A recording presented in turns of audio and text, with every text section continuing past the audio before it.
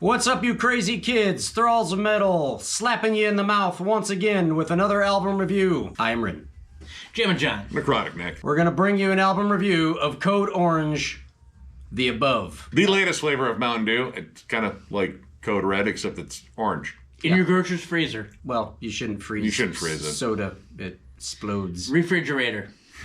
Frigid. There you go. Anyway, this also comes out on the 29th of September on Blue Grape Music, which I had to look that one up because I remember that was a t-shirt company. I still have quite a few t-shirts. Same here. Anyway, this band formed in 2008 in Pittsburgh, Pennsylvania. This is their 5th album overall. Damn. I got into this band with their second album, I Am King. I got the one after that, Forever. And originally, when I say this, this band started off as like kind of a metallic hardcore act. Lots of just nasty breakdowns, hardcore grooves. Lots of stuff that I was very familiar with in terms of like what I listened to in, the realm of hardcore. And then over the years, this band has gotten increasingly stranger. Just in terms of mixing in a lot of different genres and styles. Like, this is definitely a big genre hopping band. You can go from industrial to 90s alternative to pummeling, almost death metal at times, to straight up hardcore. Pop. And pop. We're not going to rule out pop because we can't, because it's on here. Probably. And this band is, from what I gather, somewhat divisive, even with its own fans, because the band's style has changed around a lot. And with any band that changes around its sound from its original sound, you will get a separation of fans. And I don't know where they're going to stand on this one, because this is honestly probably their most ambitious and wildest album yet. This thing is kind of bonkers.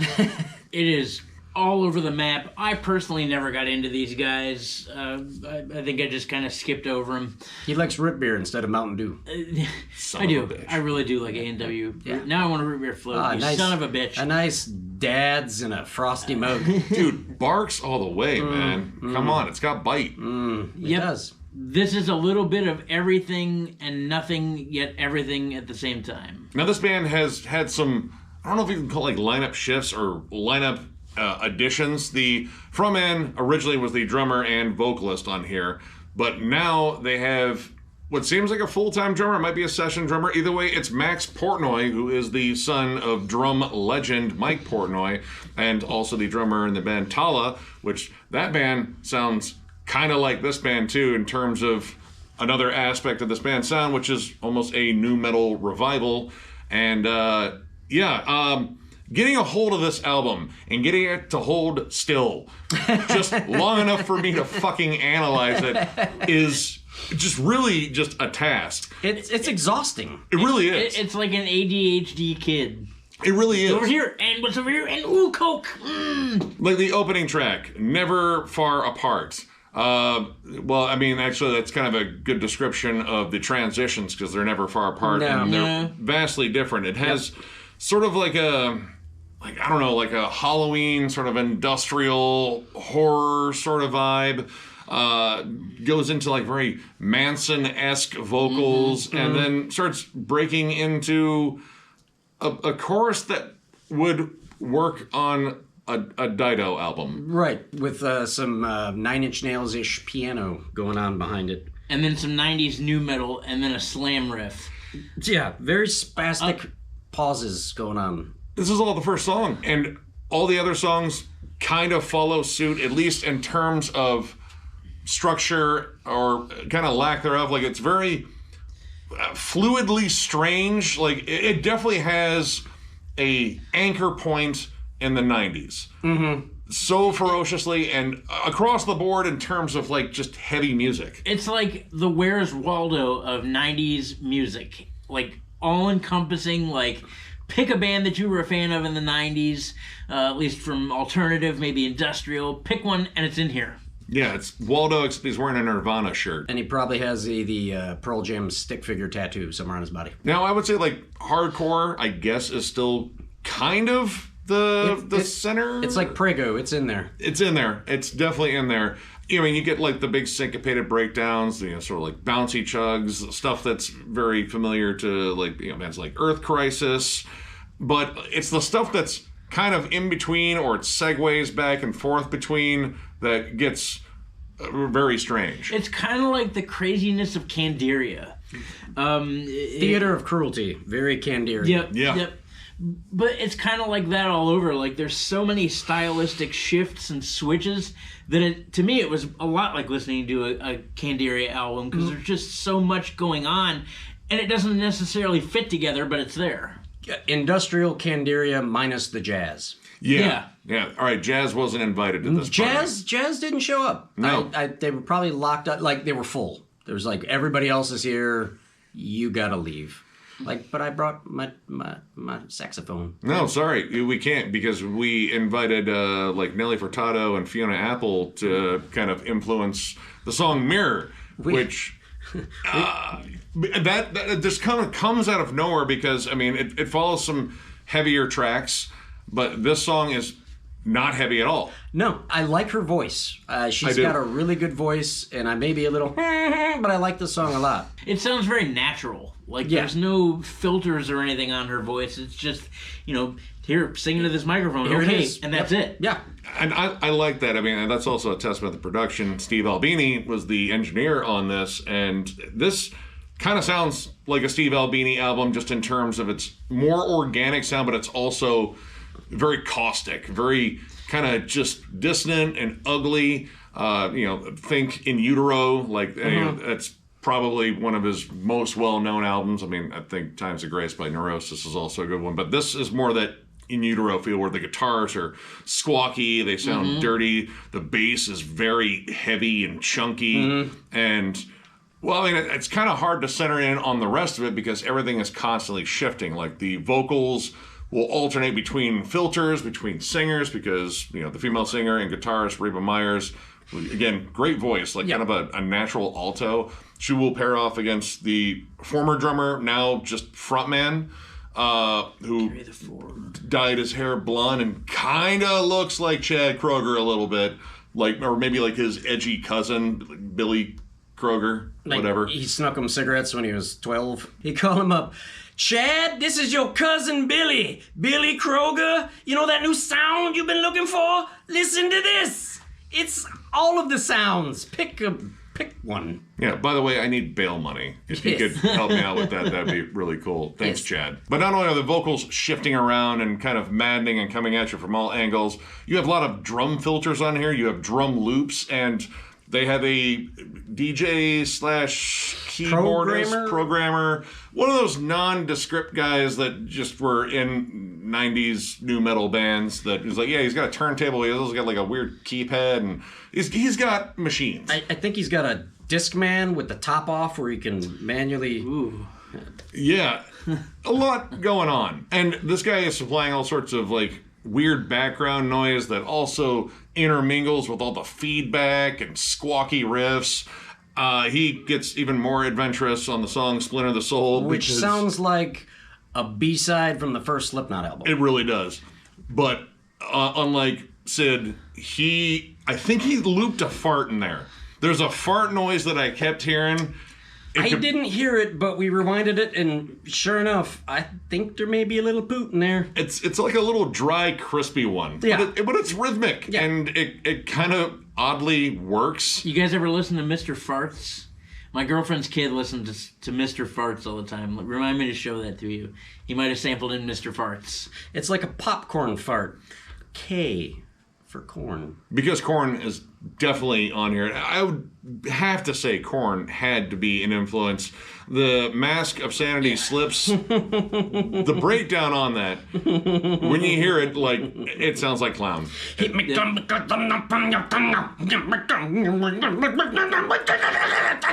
And, well, I mean, you have that vocal style, too. It's more or less that whole, I'm getting angry vocals, so mad, and, you know, getting kind of crazy, and that pops up all over here. And then you slap fight your dad. Yeah, and lose. Yeah, and lose. Well, Dad's got big hands. He's been drinking since noon. But then, of course, we have to talk about the song Take Shape with Billy Corgan. Oh, boy. It's Billy Corgan. It is Billy Corgan. There's no denying it's Billy Corgan. Smashing Oranges. Along with Linkin Park on the Lost Highway soundtrack with Nine Inch Nails. It's there, but then you get into more songs in this record and you start to question, is this the only song Billy Corgan is on? Because Circle Through sounds like the Pumpkins. That sounds like a song they accidentally left off of Siamese Dream. Like, damn it, that was supposed to be track 8. Well. Yeah, legit though. Like, oh well. You could probably throw that in a mix of Smashing Pumpkin songs and people wouldn't think twice. They'd probably just think Billy sounded better. But it's a good tune. It is.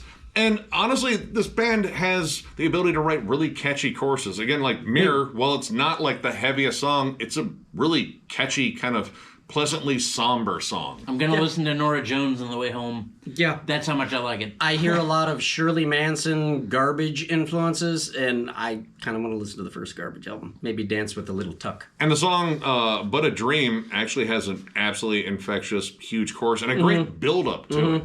So when it comes down to songwriting, when this band isn't necessarily focused on being schizophrenic? Yeah, that's the word. They can really generate some cool hooks. Big ass choruses. In But a Dream, like the chorus sounds like Weezer, kind of. I put Garbage verse, Weezer chorus with a distorted mayo. Time to throw that mayo out, man. I think that mayo's turned on you. It may be a Southwestern mayo. And sometimes it's just, I don't know, the like oddly scattershot. Like one of the heaviest tracks on here, a drone opting out of the hive, which, this band belongs to no hive other than their own. It's a hell of a handle you got there. The verses on it are very strange. Like it's just seems like it's spliced together vocal takes with different vocal filters on it. It kind of sounds like a 90s video game commercial, like 13 levels of mayhem. You can't possibly escape this maddening thing. And like it's just kind of crazy sounding. And then it gets into arguably some of the heaviest moments on the album. Like that song is flat out vicious. And it has, we were joking about Saliva before this. Like, all right, it's got a little bit of like a, all right, we were going through all the fucking nu metal bands we could think of. Saliva came up. But at one point in the song, there's tick, tick, tick, boom. He did it. He did? It's in there. It's in there. And it's better than any Saliva song ever. That's true. But that's not difficult. Yes. No. I get a weird German Rammstein pleather pants kind of vibe out of that song. Apex Twin. Yeah. Like I'm waiting for Rubber Johnny to come out, and that, I don't like that. I don't like it. Still freaky. The whole vibe of this, and honestly it was kind of the whole vibe of the last one underneath, is it flows like a mixtape, compilation, or a soundtrack. It doesn't necessarily flow like an album because the transitions are so harsh and abrupt. And stylistically, it's really kind of like hard to find like what the center of this band is. Like you can still say hardcore because it's there, but 90s grunge and alternative is really a huge part of this, and so is nu metal. I would say experimental, but that's too broad of a term, I guess. It would make you think of something like, I don't know, a guy throwing a brick onto a piano. Naked, and that may be in the background. We're not sure. Albini has probably done that. Let's try it out. We'll bury it in the mix. I mean, if there's farts in a song, Could be. I mean, could be. I'm not 100%, but they sound like farts. I once saw a guy smash a toilet with a hammer running through distortion pedals. Kind of the idea. There are no rules. No. But that kind of like, I don't know, it kind of hinders this a little bit, or a lot in some cases, where, songs will have moments that I really enjoy, like The Mask of Sanity Slips. There's a lot of stuff that reminds me of like Helmet, Quicksand, both bands that I really enjoy. Machine Head's The Burning Red. Yeah, there's not stuff that constantly holds on to that, though. It's constantly shifting. Like the song, I would say itself is an interesting song, or it's 20 interesting songs that I listened to in the 90s on the radio.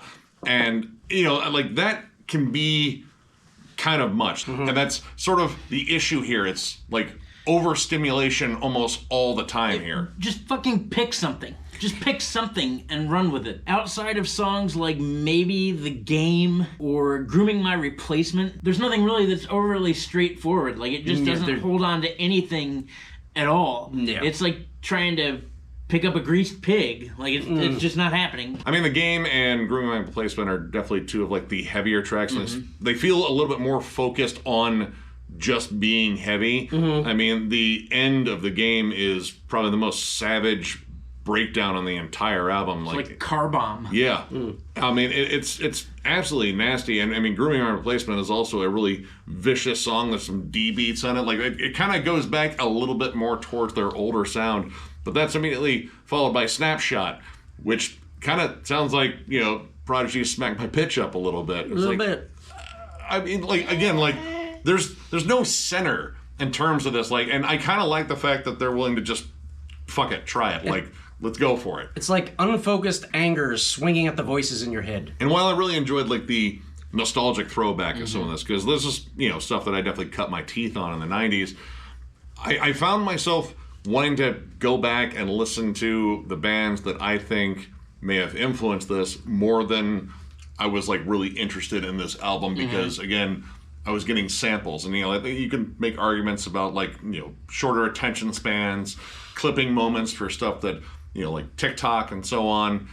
This is definitely an album for that because you can clip like a 15-second block and the next 15-second block is going to be completely different. I guess that's, kind of cool. That's, what younger fans are into. I'm definitely not a younger fan. But I know there's definitely some interest to this. I think there's like a big artistic statement probably behind all this. And I give them credit for all the ambition in the world because this is a big album. Like, it's 51 minutes of either absolute nonsense or total brilliance. You take your pick. Yeah, jury's out, I guess. Overall, I'm going to give it a 2.5. There are some decent parts in here. First of all, I want to say that the drum work is actually really decent. Yeah. Now, it's probably because it's Max Portnoy. If Max sucked at drums. Dad? Right. If he sucked at drums, like, what the hell? The songs are interesting at times. To be honest with you, I will probably never ever listen to this again, but I will rather take a trip down memory lane to all the influences that are in here because I heard a bunch of stuff that I cut my teeth on, that I listened to a lot when I was a kid. I really enjoyed 90s alternative music. I think we all did. But like, it's so just strange and it never really does the same thing twice and there's so much going on that it's really hard to grasp onto. Just fucking pick something. It's kind of weird. Pick something. It's like playing Guess the 90s band. Which is fun. And go for it. Because we had a lot of fun doing that. It was pretty fun. Yeah. But overall, it's a 2.5 for me. I think I oddly like it in a way. But as he said, I don't know how many times I'm going to end up listening to this. I think it's good for the kids to try to discover where this mash of things came from. If your parents graduated in high school in the late 90s, if they still have some CDs, listen to them. There'll probably be some riffs that are here on there and then there and here and in a distorted blender. I believe Kennedy and or Matt Pinfield should have made an appearance in the intro of the CD, just saying we got a lot of things coming up for you. Stick around. Here's a commercial for Super Nintendo. I also think one or more of the band members are off their medication. And I don't think that's a bad thing, because if they did, probably all the songs would sound like Mirror and Fiona Apple because they're sad, but they can't cry anymore. I originally got into these guys because they did the theme song for WWE Bray Wyatt, who just recently died, so rest in peace, Bray Wyatt. That's a cool song. It's not on any of their albums. I think it's on WWE Music Volume 16,000. Check that out. Eventually, I'm sure these guys are going to make a double concept album that nobody understands. But it'll probably be brilliant, I guess. Yeah, I don't know what to make of this. I'm going to give it a 2.5. It may go up, it may go down upon further listenings if that happens. But if you're under 25, I recommend you check this out. I'm with them too. 2.5. Again, I think there's some like very strange artistic statement being made here that I'm not quite getting, but I appreciate the ambition behind it, like in terms of like the genre mashing and making this twisted, cathartic, kind of claustrophobic listen. Like they definitely did that. This album is absolutely fucking certifiable. Like, you can check it out in the bracelet that it wears. Honestly, like I was reminded of my teenage years listening to our local radio station, and granted, like some of that was the more heavy, like alternative bands, but also like some of the softer stuff.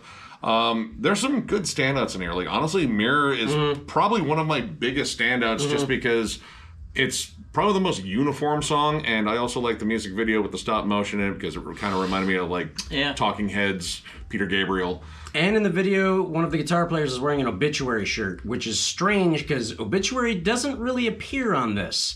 But I'm hoping that kids will see it and go, what's that? And Right. And that's sort of the thing with this. Like, I don't know who I would recommend this album to, but if someone were to listen to this, like, hey, I really like this song and this song, in particular, it's like, oh, I could probably tell you maybe some bands that's influenced them here. Because for me, like, it's in segments, and that's in segments within songs. Like, there's only a few songs in here where I think, like, everything kind of gels and comes together, even with their maddening transitions. The rest of this is, like, sort of a mixtape, soundtrack, sort of sampler thing, and the transitions happen so damn abruptly. It's weird. It's very strange, but interesting in a way. I don't know, and I don't know if this is something I would come back to very often, but I was definitely intrigued by this. So yeah, it's a 2.5. Check it out. It's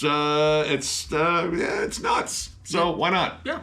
So if you enjoyed this video, give it a thumbs up. If you are new to the channel, subscribe, because we do stuff like this all the time. We are also on Patreon. If you'd like to help us out there, there's a link down below at thrallsmetal.com. Our Patreon link is there, as well as on our channel. Also, our store is there. We have shirts now, both old ones, new ones. And we hats. also have hats. If you are looking for our stuff, that is definitely where to find it. So that's where it is. Got one more show to promote. October 1st at Frankie's in Toledo, Ohio. Revocation, Unearth, Entheos, and High Command. $25. Doors are at 6 p.m. Fucking come out. If you live in the tri-state area, chances are you've probably been to Frankie's at least once for an awesome show. Frankie's is back reopened after 4 years with an awesome show, so go. I'd also like to thank everybody that gave me a nice welcome back for the Cannibal Corpse video. I was gone, and now I'm back until I leave again. Maybe not. But thanks. It warmed the cockles of this old pug's heart. Yeah, you guys are absolutely awesome, and yeah, we love all the support you guys give us, and we got tons of stuff planned for you. So once again, big thank you from all of us. Thank you. We will catch you later.